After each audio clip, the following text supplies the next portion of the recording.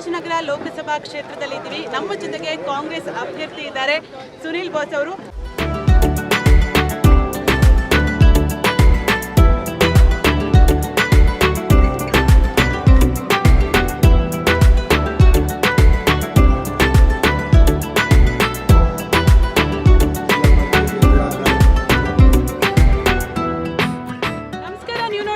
ಪ್ರಜಾವಾಹಿನಿ. ನಾವಿವತ್ತು ಚಾಮರಾಜನಗರ ಲೋಕಸಭಾ ಕ್ಷೇತ್ರದಲ್ಲಿದ್ದೀವಿ. ನಮ್ಮ ಜೊತೆಗೆ ಕಾಂಗ್ರೆಸ್ ಅಭ್ಯರ್ಥಿ ಇದ್ದಾರೆ ಸುನಿಲ್ ಬೋಸ್ ಅವರು. ಬಹಳ ಸಾರಿ ಚುನಾವಣೆ ಬಂದಾಗ ಒಂದೊಂದು ಕ್ಷೇತ್ರ ಪ್ರತಿಷ್ಠೆಯ ಕಣ ಅಂತಿರುತ್ತೆ. ಅಂಥದ್ದೇ ಪ್ರತಿಷ್ಠೆಯ ಕಣ ಚಾಮರಾಜನಗರ ಲೋಕಸಭಾ ಕ್ಷೇತ್ರ. ಯಾಕಂದ್ರೆ ಇದು ಖುದ್ದು ಮುಖ್ಯಮಂತ್ರಿಗಳೇ ಪ್ರತಿನಿಧಿಸುವಂತಹ ಕ್ಷೇತ್ರ ಏನಿದೆ ವರುಣ, ಅದು ಸೇರ್ಪಡುತ್ತೆ. ಜೊತೆಗೆ ನಮ್ಮ ಸಮಾಜ ಕಲ್ಯಾಣ ಸಚಿವರಾಗಿರುವಂತಹ ಡಾಕ್ಟರ್ ಮಹದೇವರಪ್ಪ ಕೂಡ ಇದೇ ಕಾನ್ಸ್ಟಿಟ್ಯೂನ್ಸಿಯಲ್ಲಿ ಬರ್ತಾರೆ. ಸೊ ಅವರ ಪುತ್ರ ಈ ಬಾರಿ ಲೋಕಸಭಾ ಟಿಕೆಟ್ ಅನ್ನು ಪಡೆದುಕೊಂಡಿದ್ದಾರೆ. ಸೊ ಅಭ್ಯರ್ಥಿಯಾಗಿ ಹೊರಹೊಮ್ಮಿದ್ದಾರೆ. ಸಾಕಷ್ಟು ಜನರ ಬೆಂಬಲವನ್ನು ಪಡೆದುಕೊಂಡು ಏಪ್ರಿಲ್ 26ರ ಚುನಾವಣೆಗೆ ಸಜ್ಜಾಗಿದ್ದಾರೆ. ಮೊದಲ ಪ್ರತಿಕ್ರಿಯೆ ನಮ್ಮ ವಾಹಿನಿಗೆ ಏನು ಹೇಳ್ತಾರೆ ಕೇಳೋಣ. ಸರ್ ನಮಸ್ಕಾರ. ಜನ ಬೆಂಬಲ ನೋಡ್ತಾ ಇದ್ದಾರೆ, ಬಹಳ ಖುಷಿ ಆಗ್ತಾ ಇದೆ. ಸೊ ಎಲ್ಲರಿಗೂ ಬಹಳ ಹತ್ತಿರದಲ್ಲಿದ್ದೀರಿ ಅನ್ನೋ ತರ ಜನ ಎಲ್ಲ ಪ್ರತಿಕ್ರಿಯೆ ನೀಡ್ತಾರೆ. ತಮಗೇನು ಅನಿಸ್ತದೆ? ಎಲ್ಲ ಕಡೆ ಹೋದಾಗ ಜನಗಳು ತೋರಿಸೋ ಪ್ರೀತಿ, ಅದೊಂದು ವಿಶ್ವಾಸ ನೋಡಿದ್ರೆ ಬಹಳ ಖುಷಿ ಆಗುತ್ತೆ. ಹೋದ ಕಡೆ ಎಲ್ಲ ಅವರೆಲ್ಲ ಈ ಬಾರಿ ಕಾಂಗ್ರೆಸ್ ಪಕ್ಷವನ್ನು ಬೆಂಬಲಿಸ್ತೀವಿ, ಕಾಂಗ್ರೆಸ್ ಏನೋ ಯೋಜನೆಗಳ ಕೊಟ್ಟಿದೆ ಅದೆಲ್ಲ ನಾವು ಫಲಾನುಭವಿಗಳಾಗಿದ್ದೀವಿ. ಅದರಿಂದ ನಾವು ಸಿದ್ದರಾಮಯ್ಯ ಸಾಹೇಬರು ಮತ್ತು ಕಾಂಗ್ರೆಸ್ ಪಕ್ಷವನ್ನು ಒಂದು ಧೈರ್ಯ ಶಕ್ತಿ ತುಂಬದ ಕೆಲಸವನ್ನು ಮಾಡ್ತೀವಿ ಅಂತೇಳಿ ಹೋದ ಕಡೆ ಎಲ್ಲ ಒಳ್ಳೆ ಉತ್ತಮವಾದ ಒಂದು ವಾತಾವರಣ ಕೊಟ್ಟಿದ್ದಾರೆ. ನೋಡಿದ್ರೆ ಸಹಜವಾಗಿ ಎಲ್ಲರೂ ಕೂಡ ಒಂದು ಇನ್ನೂ ಹೆಚ್ಚಿನ ರೀತಿಯ ಒಂದು ವಿಶ್ವಾಸ ಕೊಡುವಂಥದ್ದು, ಇನ್ನೂ ಹೆಚ್ಚಿನ ರೀತಿಯಲ್ಲಿ ನಾವು ಹುಮ್ಮಸ್ಸಿನಿಂದ ದುಡಿಯುವಂಥದ್ದಕ್ಕೆ ಅದು ಪ್ರೇರಣೆ ಅಂತ ಹೇಳ್ತೀವಿ. ಇದು ಕಾಂಗ್ರೆಸ್ ಭದ್ರಕೋಟೆ ಆಗಿತ್ತು. ಕಳೆದ ಬಾರಿ ಬಿಜೆಪಿ ಬಂದಿತ್ತು. ಸೊ ಈ ಬಾರಿ ಯಾವ ರೀತಿ ಕೆಲಸ ಮಾಡ್ತಿದ್ದೀರಿ ಸರ್ ಕಾಂಗ್ರೆಸ್ಸಿಗರನ್ನ ಮತ್ತೆ ಮತ ಸೆಳೆಯೋದಕ್ಕೆ? ನೋಡಿ, ಮೂಲತಃ ಇದು ಚಾಮರಾಜನಗರ ಕಾಂಗ್ರೆಸ್ನ ಭದ್ರಕೋಟೆ. ಕಳೆದ ಸಲನೂ ಕೂಡ ನಮ್ಮೆಲ್ಲ ಕಾರ್ಯಕರ್ತರುಗಳು ಧ್ರುವಣ್ಣ ಸಾಹೇಬರು ಒಬ್ಬರು ಸಂಸದರಾಗೆಲ್ಲ ಒಬ್ಬರು ಶಾಸಕರಾಗಿ ರೀತಿಯಲ್ಲಿ ಕೆಲಸ ಮಾಡ್ತಿರ್ತಾರೆ. ಎಲ್ಲರನ್ನೂ ವಿಶ್ವಾಸಕ್ಕೆ ತಗೊಂಡು ಎಲ್ಲರ ಜೊತೆನೂ ಒಂದು ಒಳ್ಳೆ ಬಾಂಧವ್ಯನ ಇಟ್ಕೊಂಡು ಎಲ್ಲ ಕಡೆ ಸುತ್ತಿ ಮಾಡಿದಂಥದ್ದು. ನನಗೆ ಅನಿಸೋದು ಎಲ್ಲೋ ಕಡೆ ನಮ್ಮಲ್ಲೇ ಅತಿಯಾದ ವಿಶ್ವಾಸ, ಓವರ್ ಕಾನ್ಫಿಡೆಂಟ್ ಇರ್ಬೋದು, ಆತ್ಮವಿಶ್ವಾಸ ಗೆಲ್ತೀವಿ. ಯಾಕೆಂದರೆ ಅದರ ಹಿಂದೆ ಅವರು 1,40,000 ಗೆದ್ದಂಥದ್ದು.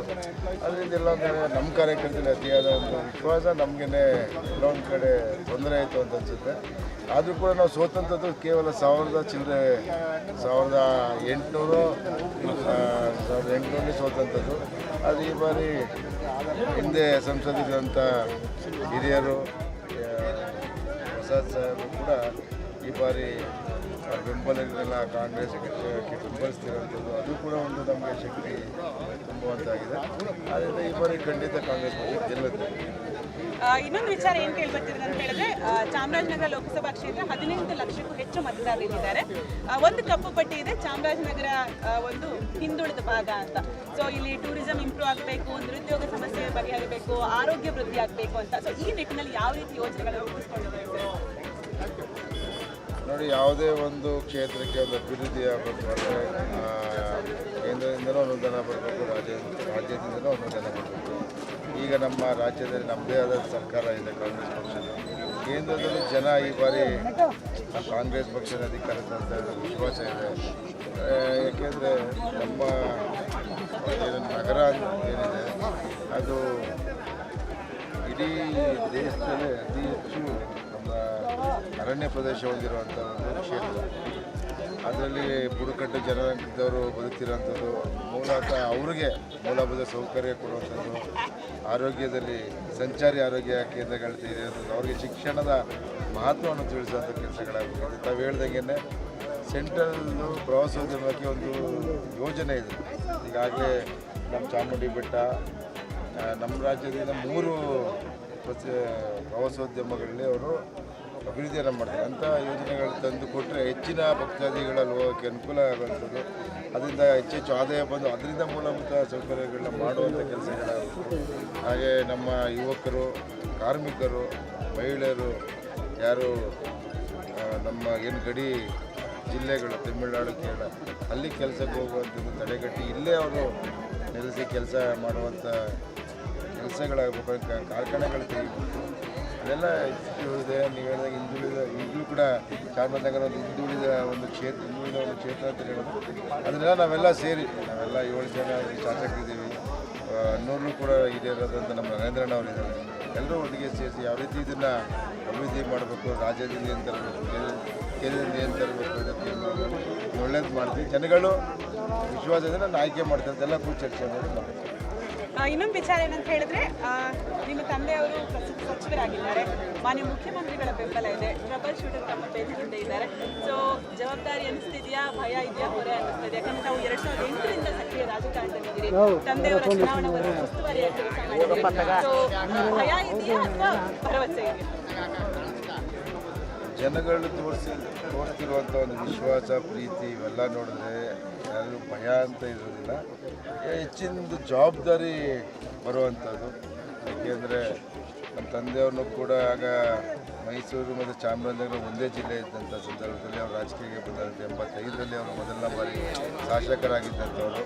ಆವಾಗಲಿಂದಲೂ 2 ಜಿಲ್ಲೆಯ ಜನಗಳು ನಮ್ಮ ತಂದೆಯವ್ರನ್ನ ಈ ಒಂದು ರಾಜ್ಯ ನಾಯಕನಾಗಿ ಬೆಳೆಸಿರುವಂಥದ್ದು ಇದೇ 2 ಜಿಲ್ಲೆಯ ಜನಗಳು. ಅವರು ಯಾವತ್ತೂ ಕೂಡ ನಮ್ಮ ತಂದೆಯ ಬೆನ್ನಿಗೆ ನಿಂತು ಅವರಿಗೆ ಒಂದು ಬೆಂಬಲವನ್ನು ಕೊಟ್ಟಂಥವ್ರು. ಹಾಗೆಯೇ ಮೊನ್ನೆ ಮುಖ್ಯಮಂತ್ರಿ ಸಿದ್ದರಾಮಯ್ಯ ಸಾಹೇಬರು 13ರಿಂದ 18 ಅದಕ್ಕಿಂತ ಹೆಚ್ಚಾಗಿ ಅವರು ಅಧಿಕಾರದಲ್ಲಿ ಇದ್ದಾಗಲೇ ನಮ್ಮ ತಂದೆಯವರೆಲ್ಲ ಅಧಿಕಾರದಲ್ಲಿದ್ದಾಗ ಸಾಕಷ್ಟು ಅಭಿವೃದ್ಧಿಗಳನ್ನ ಈ ಭಾಗದಲ್ಲೂ ಮಾಡಿದ್ದಾರೆ. ನಮ್ಮ ತಂದೆಯವರು ಗಿಡವಡಿ ಇದ್ದಾಗ ತಾವೇನೇನು ರಸ್ತೆಗಳನ್ನ ಕಾಣ್ತೀರಿ ಅದೆಲ್ಲವೂ ಕೂಡ ತಂದೆಯವರು ಮಾಡಿಸ್ಕೊಟ್ಟಂಥದ್ದು. ಅದರಿಂದ ಜನಗಳಿಗೆ ನಮ್ಮ ತಂದೆಯವ್ರ ಮೇಲೆ ಅದೇ ವಿಶ್ವಾಸ, ಪ್ರೀತಿ, ಅದೇ ಗೌರವ ಇರೋವಂಥದ್ದು. ಸಿದ್ದರಾಮಯ್ಯ ಸಾಹೇಬ್ರ ಬಗ್ಗೆಯೂ ಅದಕ್ಕಿಂತ ಹೆಚ್ಚಾಗಿ ಈ ಜಿಲ್ಲೆಗೆ ನಮ್ಮ ಮಾದೇವ ಪ್ರಸಾದ್ ಅಂಕಲ್ಲು ಮತ್ತು ಗುಣಾನಂದ ಸಾಹೇಬರು ಇವರು ಕೊಡುಗೆಗಳು. ಈ ಜಿಲ್ಲೆನ ಒಂದು ಚಿತ್ರಣ ಬದಲಾಗೋಕ್ಕೆ ನಮ್ಮ ಮಾದೇವ ಪ್ರಸಾದ್ ಅಂಕಲ್ ಗುಂಡ್ಲುಪೇಟೆ ಆಗ್ಬೋದು, ಚಾಮರಾಜನಗರ ಜಿಲ್ಲೆ ಆಗ್ಬೋದು, ಅವ್ರು ಕೊಟ್ಟಂಥ ಅಪಾರ ಕೊಡುಗೆಗಳಿದೆ. ಇವೆಲ್ಲ ನಮಗೆ ಒಂದು ಬೆಂಬಲ, ಅಂದರೆ ಒಂದು ಭಯ ಬರೋದಿಲ್ಲ. ಇದೊಂದು ಅವರು ಮಾಡಿದಂಥ ಕೆಲಸ ಕಾರ್ಯಗಳು ನಮಗೆ ಒಂದು ಬೆಂಬಲವಾಗಿ ನಿಲ್ಲುವಂಥದ್ದು. ಆದ್ದರಿಂದ ಯಾವುದೇ ರೀತಿ ಭಯದಿಂದ ಜನಗಳೇ ನನಗೆ ಧೈರ್ಯ ತುಂಬ್ತಾ ಇರೋಂಥದ್ದು, ನಮ್ಮನ್ನ ಆಯ್ಕೆ ಮಾಡ್ತೀವಿ ಅಂತ. ಅದರಿಂದ ಅವ್ರು ಮಾಡಿದಂಥ ಕೆಲಸಗಳು ನಮ್ಮನ್ನು ಬೆಂಬಲವಾಗಿ ಸೊ ಪ್ರಸ್ತುತ ಇಲ್ಲಿ ಗುಂಡ್ಲುಪೇಟೆಯಲ್ಲಿ ಗಮನಿಸ್ತಾ ಇದ್ರೆ ಜನರೇ ಬಂದು ತಮಗೆ ದೇಣಿಗೆಯನ್ನು ನೀಡ್ತಾ ಇದ್ದಾರೆ. ಅದರಲ್ಲೂ ಪ್ರಮುಖವಾಗಿ ಮಹಿಳೆಯರು ಅವರಿಗೇನು ಬಂದಿರುತ್ತೆ 2,000 ಅಂತ ಹೇಳ್ತಾ ಇದ್ದಾರೆ. ಇಲ್ಲಿ ಇನ್ನೊಂದು ವಿಚಾರನ ನಾವು ಗಮನಿಸಬೇಕಾಗಿರೋದೇನೆಂದರೆ, ಜನರು ಮಾತಾಡ್ತಾ ಹೇಳ್ತಾ ಇದ್ದಾರೆ ಸುನಿಲ್ ಬೋಸ್ ಅವರಿಗೆ ಆಪೋಸಿಟ್ ಕ್ಯಾಂಡಿಡೇಟೇ ಇಲ್ಲ ಅನ್ನೋಂತಹ ಮಾತು ಬರ್ತಾ ಇದೆ. ಸೊ ವಿರೋಧ ಪಕ್ಷದವರ ಪ್ರಚಾರದ ಮುಂದೆ ನಿಮ್ಮ ಪ್ರಚಾರ ಬಹಳ ಬಿರುಸಿನಿಂದ ಸಾಗ್ತಾ ಇದೆ, ತುಂಬ ರೀಚ್ ಆಗಿದೆ ಅನ್ನೋ ಮಾತು ಕೇಳ್ತಾರೆ. ನೋಡಿ, ಒಂದು ಮಾತು ಹೇಳಕ್ಕೆ ಬಯಸ್ತೀನಿ. ಒಂದು ರಾಜಕೀಯವಾಗಿ ನಾವು ಸ್ಪರ್ಧೆ ಮಾಡಿದಾಗ ಯಾವುದೇ ಕೂಡ ನಾವು 26ನೇ ತಾರೀಕು ಚುನಾವಣೆ ನಡೆಯುವಂಥದ್ದು. 26ನೇ ತಾರೀಕು ಸಂಜೆ ತನಕ ಕೂಡ ನಮ್ಮ ಕಾರ್ಯಕರ್ತರಾಗ್ಬೋದು, ನಾವಾಗ್ಬೋದು, ನಮಗೇನು ಕಾರ್ಯತಂತ್ರ ಇದೆ ನಾವು ಯಾವ ರೀತಿ ಅದನ್ನು ಕಾಪಾಡ್ಕೋಬೇಕು ಅದು ಮಾಡಬೇಕು. ಯಾವುದೇ ಒಂದು ವಿರೋಧದಲ್ಲಿರುವಂಥ ಯಾವುದೇ ಅವ್ರನ್ನ ಯಾವತ್ತೂ ಕೂಡ ನಂಬಿಕೆಯಿಂದ ಎಲ್ಲೋ ಅವರು ಕೆಳಗೆ ಅನ್ನೋದು ಮನೋಭಾವನೆ ಇರಬಾರ್ದು. ಅವನ ಪ್ರತಿಸ್ಪರ್ಧಿಯಾಗೆ ನೋಡಬೇಕು, ಸರಿಸಮವಾಗಿ ನೋಡಬೇಕು. ಮುಂದೆ ನಮಗೇನೋ ಇದೆ, ಹೇಳೋದು ನಿಮ್ಗೊಂದು ಮಾತು ಹೇಳೋದಲ್ಲ, ಅತಿಯಾದ ವಿಶ್ವಾಸ ಇರಬಾರ್ದು. ವಿಶ್ವಾಸ ಇದೆ ಗೆಲ್ಲುವಂಥದ್ದು, ಅದಕ್ಕೆ ಏನು ಬೇಕು ಅದು ಮಾಡ್ತಾಯಿದ್ದೀವಿ. ನಮ್ಮ ಕಾರ್ಯತಂತ್ರಗಳನ್ನ ನಾವು ನಮ್ಮ ಜನಗಳ ಜೊತೆ, ನಮ್ಮ ಕಾರ್ಯಕರ್ತರ ಜೊತೆ ನಾನು ಮಾಡ್ತೀನಿ. ಅವ್ರದ್ದು ಏನಿದೆ ಅದು ಅವ್ರು ಮಾಡ್ತಾರೆ. ಅಂತಿಮವಾಗಿ ಜನ ತೀರ್ಪನ್ನು ಕೊಡ್ತಾರೆ. ಜೂನ್ 4ನೇ ತಾರೀಕು ಆ ತೀರ್ಪು ಹೊಂದಿದೆ. ಕೊನೆಯದಾಗಿ ಮತದಾರ ಬಂಧುಗಳಿಗೆ ಏನು ಹೇಳ್ತಾ ಇದ್ದೀನಿ? ನಮ್ಮ ಮತದಾರ ಬಂಧುಗಳಿಗೆ ಯಾವತ್ತೂ ಹೇಳೋದು, ನಾನು ಯಾವತ್ತೂ ಕೂಡ ಅವ್ರ ಜೊತೆ ನಾನು 18 ವರ್ಷದಿಂದ ನಾನು ನರಸೀಪುರ, ನಂಜನಗೂಡು, ಈ ಕಡೆ ಒಡನಾಟ ಜಾಸ್ತಿ ನನಗೆ.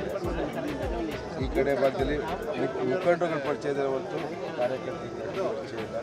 ನನ್ನ ಕಾರ್ಯವೈಖರಿ ಯಾವತ್ತೂ ಕೂಡ ನಾನು ಒಬ್ಬ ಮಂತ್ರಿ ಮಗನಾಗಿ ಎಲ್ಲರ ಜೊತೆನೂ ಅವರ ಮನೆ ಮಗನಾಗಿ ನಾನು ಕೆಲಸ ಮಾಡುವಂಥದ್ದು. ಈಗಲೂ ಕೂಡ ನಮ್ಮ ನಗರದವರಿಗೆ ನಾನು ಯಾವತ್ತೂ ಕೂಡ ಸ್ನೇಹಜೀವಿ, ಎಲ್ಲನೂ ಒಂದು ಪ್ರೀತಿಯಿಂದ ಸೌಹಾರ್ದದಿಂದ ಮಾತಾಡ್ತಿದ್ದೆ. ಯಾವತ್ತೂ ಕೂಡ ನಾನು ಯಾರಿಗೂ ಅವ್ರಿಗೆ ನೋವಾಗೋ ರೀತಿ ನನ್ನ ಕ್ಷೇತ್ರದಲ್ಲಿ ಮಾಡಿಲ್ಲ. ನಾನು ಅದೇ ರೀತಿಯಲ್ಲಿ ಜನಗಳ ಜೊತೆ ನನ್ನ ಅವಕಾಶವನ್ನು ಮಾಡಿಕೊಡ್ತಾರೆ ಅಂತ ಭಾವಿಸಿದ್ದೀನಿ. ಅವ್ರ ಜೊತೆ ನಾನು ಒಬ್ಬನಾಗಿ ಕೆಲಸ ಮಾಡಿದಾಗ ಒಂದು ಅಣ್ಣ ತಮ್ಮದಿರೋ ಒಂದು ಆ ಸಂಬಂಧ ಬೆಳೆದಾಗ ಇನ್ನೂ ಹೆಚ್ಚಿನ ರೀತಿಯಲ್ಲಿ ನಾವು ಕೆಲಸ ಮಾಡೋಕ್ಕೆ ಅನುಕೂಲ ಆಗುತ್ತೆ. ಅದರಿಂದ ನನ್ನ ಜನಗಳಿಗೆ ಹೇಳೋವಂಥದ್ದು, ಯಾರು ಕೆಲಸ ಮಾಡುವಂಥವ್ರಿಗೆ ನಾವು ಸಹಕಾರ ಮಾಡಿ, ನಮ್ಮಗಳ ಜೊತೆ ನಾನು ಒಬ್ಬನಾಗಿ ದುಡಿತೀನಿ ಅಂತ ಹೇಳ್ತೀನಿ. ಪ್ರಜಾವಾಹಿನಿಯೊಂದಿಗೆ ಮಾತನಾಡಿದಂತಹ ಸುನಿಲ್ ಬೋಸ್ ಅವರ ಪ್ರಕಾರ ವಿಶ್ವಾಸ ಖಂಡಿತವಾಗ್ಲೂ ಇದೆ.